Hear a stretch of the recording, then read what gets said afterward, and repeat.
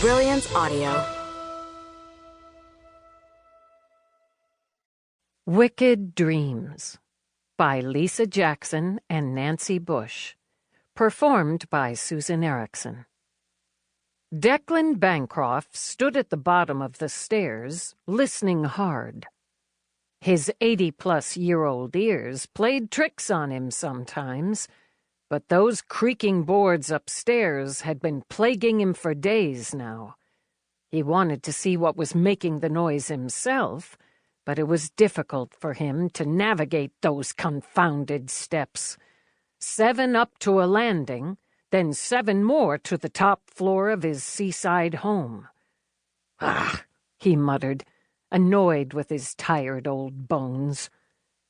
He'd called Hale, his grandson, who'd promised to stop by, but the boy was a man now, with a wife and a child and another one on the way. And though Declan and Hale were in business together, they spent less and less time after hours in each other's company. Hale was too busy, and Declan was too old. It hadn't always been that way.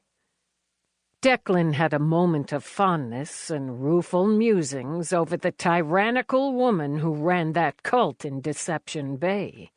Oh, she didn't like him calling it a cult. "Would a woman's prison be more accurate?" he'd asked her once, which had really twisted her tail into a knot.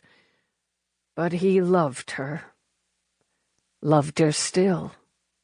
Even though she acted like they'd never been together, never created a beautiful child between them who'd grown into an even more beautiful adult. No, his days with Catherine Rutledge were long over. Distant memories. But sometimes they seem so close. Closer than the wonderful afternoons he sometimes spent with his great-grandson, Declan, named for him. 5 years old and full of vinegar that boy was. Everyone had taken to calling him Declan right away, and that meant they called his old, tottering great-grandfather Declan Sr., just to keep them both straight. Declan wasn't really a senior. He had no son, just 2 daughters, and there'd been a time he'd been kind of confused about the whole thing. He could admit that now. Still, the old noggin was pretty damn sharp. Even Hale commented on it, which had made him act like it made no difference to him, when in reality it tickled Declan pink. He still had it. And if Catherine would deign to drop her knickers just one more time— He chuckled a bit, realized he sounded like a dirty old man, and stifled his amusement, although that darn smile wouldn't quite leave his lips. If he— Creak. There it was again. Footsteps. He was almost sure of it. Should he call Hale? Would he just hear excuses again? His wife was pregnant and about ready to drop. Not an especially good time to bother his grandson, but who else was there? Neither of his daughters lived in the area. His cell phone was in his pocket.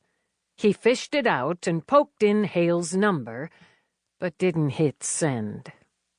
Thought about it a moment, then put the phone back in his pocket. How hard was it to make it up the stairs and check for himself? He used to run up those blasted steps. Determined, he placed a hand on the newel post. His cell phone was with him should he find himself in trouble. Carefully, frustrated that it required so much effort, Declan moved up the first step and placed his hand on the banister. Just 6 more to the landing. He kept his eyes on the steps, watching his feet, carefully placing one foot, then the other on the next step. He was almost jubilant when he reached the landing. He looked up, and there was a young man standing at the top of the steps. His heart galumphed.